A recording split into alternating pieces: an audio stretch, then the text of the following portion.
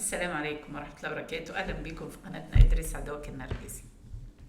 انتكاسات ضحية النرجسي. إيه هي الانتكاسات اللي بتحصل لضحية النرجسي وإيه سببها؟ قبل ما نبدأ، الناس اللي مش مشتركة معانا في القناة اللي تشرفنا تشترك، تفعل الجرس، واللي يعجبه الفيديو يدوس لايك وبستنى تعليقاتكم. ضحية النرجسي بتختار حاجة من اتنين: يا إما الانفصال الكامل سواء بالطلاق أو بدون طلاق، أو انفصال نفسي واستمرار في الزواج والتعايش. وفي الحالتين الزوجة لازم تمر بمرحلة التعافي من إدمان النرجسي. عايزة أوضح بس إنه يعني إيه انفصال كامل سواء بالطلاق أو لا. يعني إن هي تبقى عايشة في بيت بولادها لوحدها وهي على ذمته على اسم، لكن مفيش علاقة بينهم نهائيا غير إنه هي اسمها مكتوب في بطاقته أو في قسيمة الجواز. إنما الانفصال النفسي اللي هو عايش معاه في نفس البيت، عشان بس محدش يقول يعني إيه انفصال بالطلاق أو بدون طلاق. ماشي؟ طيب، المهم ان هي لازم تمر بمرحله التعافي، قلنا، من الادمان ومن الصدمه اللي بتحصل لها من العيشه معاه. طيب، لو ما دخلتش رحله التعافي دي لا هتقدر تنفصل لا نفسيا ولا جسديا، كلنا عارفين الكلام ده. المهم ان هي اثناء رحله التعافي دي بيحصل لها انتكاسات بتخليها تخاف وتفكر انها بتتراجع، وان هي كده ما انجزتش اي حاجه، وان التعافي ما تحققش منه اي خطوه، وانه بتحس ان هي رجعت لنقطه الصفر. طيب، الانتكاسات دي زي ايه؟ اول حاجه مثلا تلاقي نفسها ضعفت لما عمل لها هوفرنج وتفكر ترجع له، وفعلا البعض بتضعف وبترجع. تاني حاجه ان هي بتبلع طعم المعارك النرجسيه والاستفزازات، وبتدخل معاه في سجالات وخناقات ومناقشات، وبعدين تحس انها وقعت في الفخ واتدهورت واديته وقود سلبي. طيب، تالت حاجة لما تكون قطعت التواصل وهو يبدأ في تشويه السمعة، هي تخاف وتترعب وتجري عليه وتحايله يوقف فضايح، أو إن هي تحاول ترجع من كتر ما هي خايفة من كلام الناس، أو إن هي تدخل معاه مسابقة تشويه السمعة وتبدأ تفضحه وتبدأ تدافع عن نفسها وتنخرط معاه في المعارك النرجسية. ده برضو انتكاس. رابع حاجة إن هي تبلع طعم العلاقة السرية. ايه بقى العلاقة السرية دي؟ النرجسي بيعمل لها هوفرنج مكثف ويوهمها ان هو بيموت من غيرها، وده بيكون بعد قعدة رجالة واتفاقات والتزامات عليه لازم يعملها، وهو عايز يلغي كل ده ويوقع كلام الناس دي كلها في الارض ويستهزأ بيهم ويحسس نفسه ان هو اذكى منهم كلهم. وطبعا عشان انتي هتخافي من اهلك، هيحاول يقابلك في السر ويخليكي تروحي له شقتكم، او هو يجيلك لو هو اللي خرج من ورا اهلك لو هو كان سابك يعني وراح قعد عند اهله. المهم ان هو بيسعى ان انتوا تتقابلوا في السر. والنرجسي طبعا دايما طول عمره بيحب الحاجه اللي فيها يعني اللي فيها بيعمل حاجه غلط من ورا الناس. هو بيموت في الحكايه دي. النرجسي بيحب الاكشن، فيعمل اي حاجه غلط من ورا الناس. هو بيحب يقابل الناس في السر، يقابل والعياذ بالله اللي مش تمام الشمال. فهو بيعمل كده معاكي، بيستمتع بالحاله دي ان هو بيعمل حاجه. المهم يعني ان هو مختل وبيحب العلاقات السريه فعلا. فبترجع تتقابل معاه في السر من ورا اهلها. ممكن يعيشك في الفترة دي مرحلة حب ذهبية، وبكده يكون ادى اهلك ألم او قفا تمام بس بايدك انت. وطبعا مش بعيد يخليكي تجيبي له ورق الاتفاقات ويقطعها وحاجات كتير اسوأ من كده. والمصيبة السوداء اللي بتحصل ان هو ممكن يعمل معاكي علاقة، ولو حملتي يقولك اثبتي بقى، ما احنا كل الناس عارفة ان احنا متقطعين ومفيش. جبتيه منين؟ وانا شعرفني انت جبتيه منين؟ ده حصل مع بعض الحالات. طيب، الانتكاسة الخامسة أو النوع الخامس من الانتكاسات اللي هي الانتكاسات البسيطة، زي فتح البلوكات والاجترار والرجوع للمراقبة للنهار، أو نرجع أصدقاء ونسأل عن بعض، ويعني هي بتكون على أمل إن هو يرجعها أو يرجع لها، وهو بيكون أصلا بيسلس بيها ضحيته الجديدة. طيب، إيه نتيجة الكلام ده؟ إيه نتيجة الانتكاسات دي اللي بتحصل؟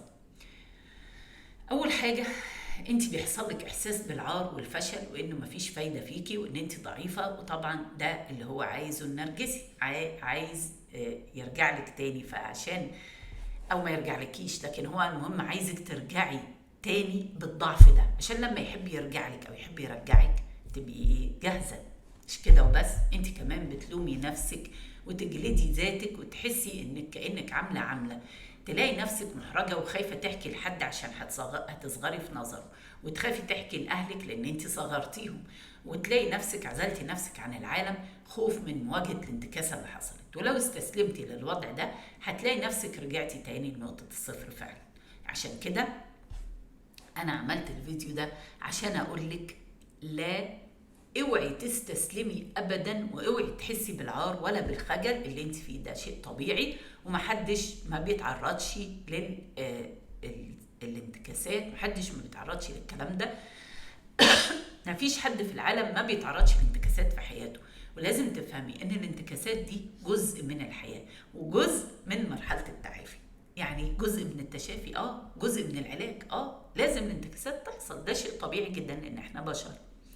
لازم بعدها تقومي وتقفي تاني وتكملي التشافي وتسامحي نفسك وتتعاطفي مع نفسك وما تقسيش عليها وتدعميها، وتخلي الانتكاسة دي فرصة تقربي من نفسك فيها وتسمعي لنفسك وتعرفي نقط ضعفها واحتياجاتها.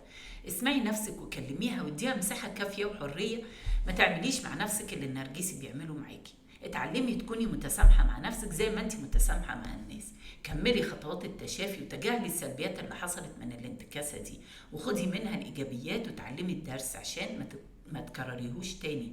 انت الدرس المرة دي انتكستي عشان رجعتي له، المرة الجاية مش هتعملي كده تاني.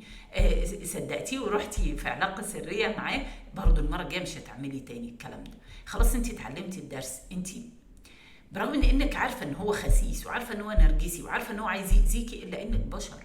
انت بشر وعندك مشاعر وعندك احتياجات، وغصبا عنك بتضعفي. انت شخص ضعيف، انت انثى كلها مشاعر، انت كتله حب محتاجه للحب. فلما بتلاقيه بتروحي له غصبا عنك. فلازم تسامحي نفسك على ان انت عملتي ده. لازم تفهمي ان انت بشر، انت مش ملاك، انت مش انسان كامل. ما تبقيش زي النرجسي لما يبحث عن الكمال. انت مش ما فيش بني ادم عنده كمال، ما فيش بني ادم كامل.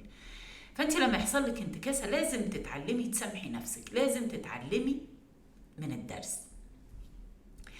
كملي طريقك واعملي زي الحصان اللي وقع في الحفره والناس ما عرفتش تخرجه. عمل ايه؟ الناس لما ما عرفتش تخرجه صعب عليهم، فقالوا ايه؟ خلاص نموته بقى ونردمه، عشان كده حرام، لا هياكل ولا هيشرب. فبداوا يردموا عليه التراب. كل ما يردموا عليه التراب هو ينفضه ويدوس عليه، هم يردموا وهو ينفضه ويدوس عليه، لغايه ما الناس بدات تلاحظ ان الحصان بيترفع. فبداوا يفهموا ان الحصان بيقف على الردم اللي هم بيحدفوه علشان يطلع، والحصان طلع اذكى منهم كلهم. خليكي زي الحصان، مش معقوله الحصان هيبقى اذكى منك. فضل يقف على الردم لحد ما خرج من البير. ده اللي المفروض تعمليه مع النرجسي. طول ما هو بيحاول يعمل لك انتكاسات، طول ما انت بتاخدي الانتكاسه وتحطيها تحت رجلك وتقفي عليها وتطلعي، ما تستسلميش وتقعي في بير الانتكاسات وفي بير الاحساس بالذنب واللوم ولوم النفس والشعور بالعار. ما تقعيش الوقعه دي. انت مش اقل من الحصان اللي اتصرف بالفطره، وانت عندك الفطره، وفوق الفطره دي كمان عندك العقل. فانت لازم تستخدمي عقلك اللي ربنا خلقه لك، ولازم تستخدمي الفطره. لما يحصل لك انتكاسه افهمي انه انت انسان، وانه انت عندك قدرات محدوده، وانه ربنا سبحانه وتعالى خلقك بني ادم، ما خلقكيش ملاك، ما خلقكيش انسان كامل.